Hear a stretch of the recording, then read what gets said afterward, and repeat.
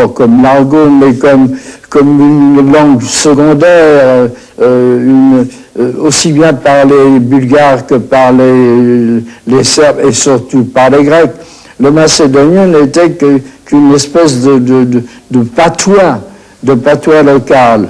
Et Sikov a été absolument extraordinaire parce que en 1902, il s'est bagarré pour que la langue macédonienne devienne vraiment une vraie langue.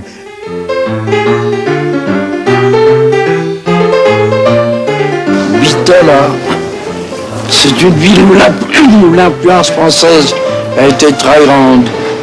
Une ville où il y avait un consulat de France, mais il y avait un grand lycée, le premier lycée probablement en français. Mais il y avait tout, et cette plaque-là le rappelle, il y avait tous les frères Manaki.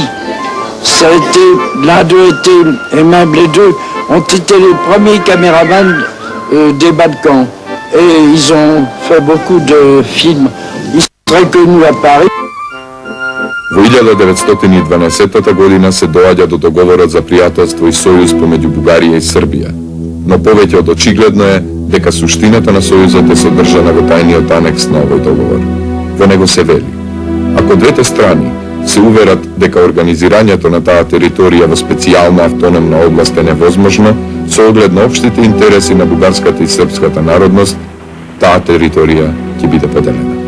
Потоа доаѓа Букурешкиот мировен договор од 1913 година како силно санкционирање на распарчувањето на Македонија помеѓу Грција, Бугарија и Србија. J'ai toujours, par conséquent, été impressionné par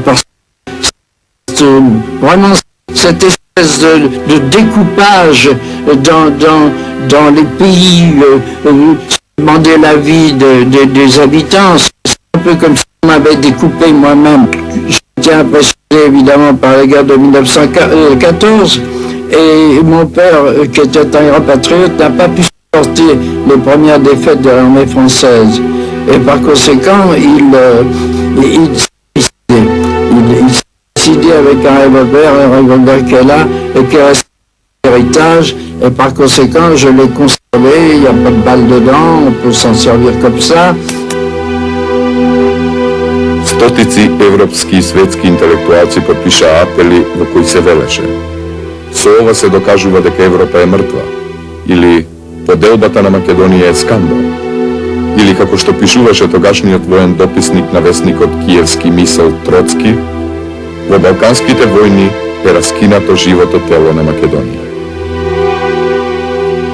Па сак, францускиот лингвист Антоан Мее во делото Јазиците на нова Европа, објавено 1928 година, ќе запише дека македонскиот јазик постои и без држава. Меморандумот на Македонското литературно другарство од Петроград и македонскиот деец Димитрije Чуповски тоа го потврдува. На македонскиот народ му е потребно Македонија во своите географски, етнографски, историски и економско-политички граници да остане единствена, неделива, независна балканска држава.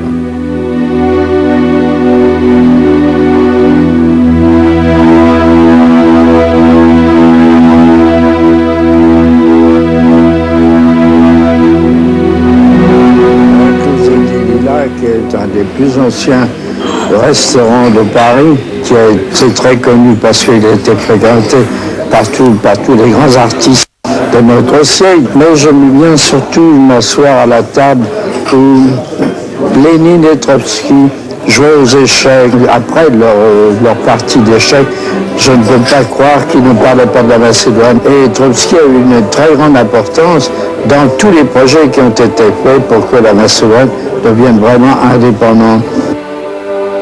Во општиот мрак сепак искра надеж. Меѓународното работничко движење застанува на страната на македонската борба, но веќе седмиот конгрес на Коминтерната по договорот помеѓу Советскиот сојуз и Хитлерова Германија во 1937 година одстапи од тоа.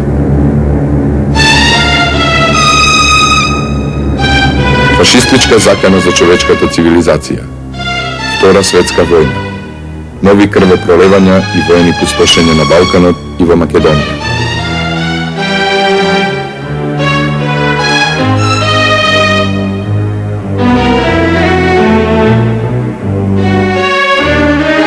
Македонците не излегуваат од континуитетот на својата ослободителна борба и борба за човекови права. Во трите делови на Македонија се развива организирано антифашистичко движење. За антифашистичкото и народно-ослободително движење во Македонија на југословенскиот простор се сврзани и првите резултати по долгите години непрекината борба. Постоење на слободна територија во Западна Македонија веќе во 1943 година. Први македонски училишта, собир на македонските свештеници како прв чекор во обновувањето на македонската современа автокефална црква, создавањето на првите големи воени единици како обликување на новата македонска војска.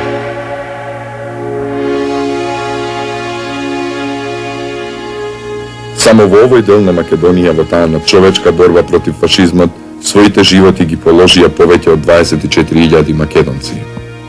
Кон тие жртви мора да се додаде и податокот дека 7148 евреи од Македонија се депортирани во логорот на смртта Треблинка.